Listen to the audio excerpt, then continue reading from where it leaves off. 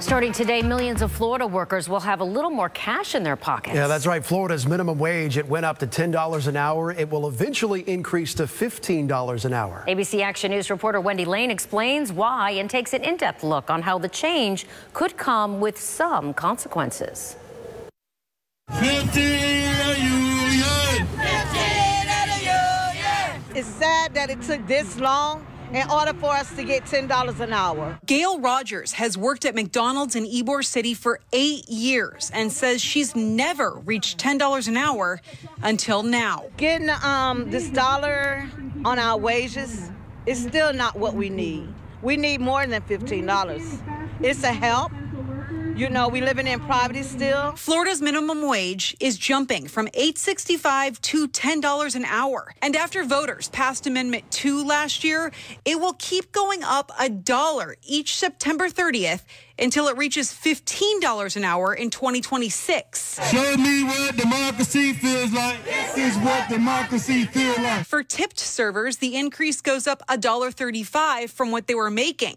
Experts say 1/4 of Florida workers will get the increase, but it may not be the only thing increasing. Everything's going up. With labor going up, obviously it's got to come somewhere. John Horn owns Anna Maria Oyster Bar. My payroll at just one of my stores just increased.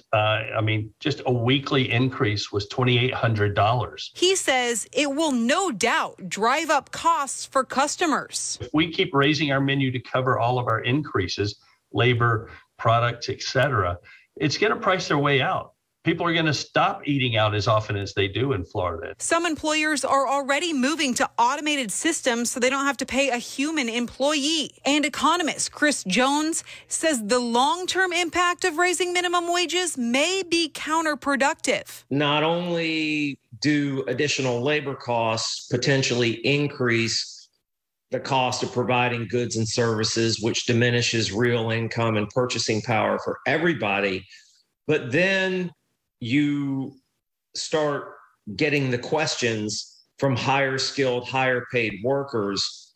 Wait, now the gap between what I'm being paid and what those individuals who are being paid at the lowest end of the spectrum with the least amount of training and skill has now narrowed. Why shouldn't my pay increase as well? As for people like Gail who struggle to get by, she doesn't think it should have to be on the ballot for big corporations like McDonald's to pay employees more. Why you all can't give us $15? Why it can't go up to just $15 before 2026? Wendy Lane, ABC Action News.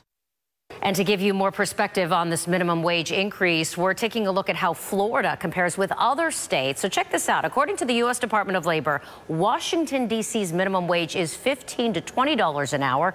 And out of all the states, Washington state pays the highest at $13.69 per hour. And there are actually 21 states that pay more than Florida's $10 an hour minimum wage. However, there are actually 5 states with no minimum wage law at all. So they go by the federal minimum wage, which is, as of today, stands at just $7.25 an hour.